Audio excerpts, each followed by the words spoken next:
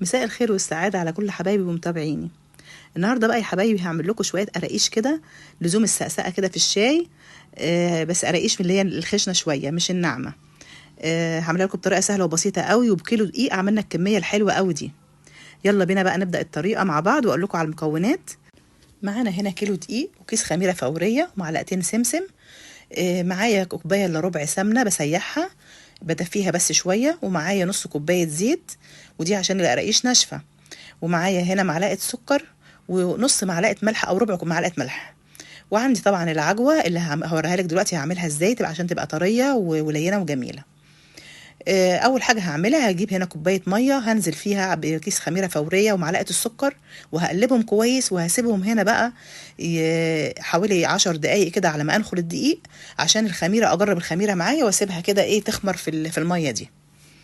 بعد كده هجيب بقى الطبق اللي هعمل فيه العجينه بتاعتي، هنخل الدقيق كويس قوي ودي خطوه ضروريه جدا. وهنزل بقى بالمكونات الجافه كلها، هنزل بذره الملح، وهنزل بمعلقه البيكنج باودر ومعلقتين السمسم، وبعد كده هنزل بالزيت والسمنه بتوعي.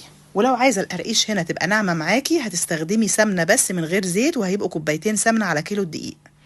هقلبها بقى بالطريقه دي كده بالمعلقه الاول، وبعد كده هبدا عمليه البس اللي هي بايدي، مش بعجن يا جماعه، انا هنا ببسها عشان عايزاها الدقيق بتاعي يتشرب السمنه كلها والزيت، ويبقى عامل زي حبوبات الرمل كده، زي حبات الرمل.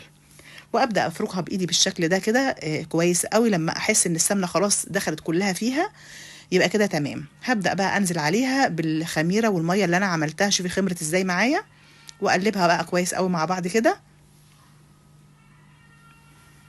وبعد كده زي ما قلت لك مش هعجن، انا بفركها كده والعجينه تطلع ما بين صوابعي. ازود الميه تاني، هنا كيلو دقيق خد معايا كوبايتين ميه بالظبط، اللي هي الكوبايه اللي فيها الخميره وكوبايه ميه تانية، والميه تكون دافيه دافيه زي دمع العين كده، مش دافيه مش سخنه قوي. ابدا الملم العجينه بتاعتي بقى كده وافتحها من بعضها عشان تشرب الميه كويس، وتبدا تلم معايا العجينه بالشكل ده. خلاص كده بقى، اول ما احس ان ايدي سلكت من العجين كده ومبقتش بتلزق يبقى كده العجينه خلصت معايا. اسيبها بقى في الطبق كده واغطيها بكيس بلاستيك واسيبها 10 دقايق بالظبط بس تريح. العجوه هنا بقى انا سخنتها على النار وحطيت لها معلقه سمنه وحطيت لها شويه سمسم صغيرين، وعجنتها كويس قوي بقت طريه زي الملبن معايا. ابدا بقى اخد بقى قطعه عجينه كده وافردها على الرخامه بتاعتي بالشكل ده، وافردها عريض شويه بصوابعي كده زي ما انت شايفاني.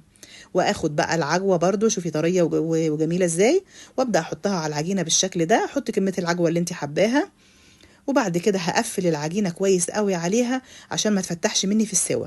وابدا ابرم بقى قطعه العجينه دي تاني وابططها ببطن ايدي كده، واقطعها بقى قراقيش طويله بالشكل ده. واحضر الصاج بتاعي، مش هدهنه هنا ولا سمنه ولا زيت ولا اي حاجه، بصاج ناشف خالص او صينيه ناشفه، وابدا احط عليها القراقيش بتاعتي. هعمل لك واحده كمان بالشكل ده. حابه طبعا تحط لها عجوه او مش حابه تحط لها عجوه زي ما يريحك، ممكن تعمليها ساده خالص، عشان زي ما قلت لك دي هتتاكل بالشاي بتبقى حلوه قوي كده. خلاص هنقطع برضو التانية كده بالشكل ده، وهحطها بقى في الصواني بتاعتي، وابدأ اسخن الفرن بتاعي على درجة حرارة متوسطة 160 170 على حسب الفرن بتاعك. بس مش هدخلها الفرن الا بعد نص ساعة، اسيبها تخمر. شفتي خمرانة ازاي معايا تقب معاكي كده. وبعد نص ساعة هتدخليها الفرن على الشبكة الوسطانية، وتسيبيها تتحمص بقى من فوق ومن تحت. شوفي جمالها، ريحة طبعا تحفة. شوفوا بقى التسوية بتاعتها حلوة قوي ولونها جميل، اللي هو اللون الذهبي ده، مش محروقة ومش محروقة.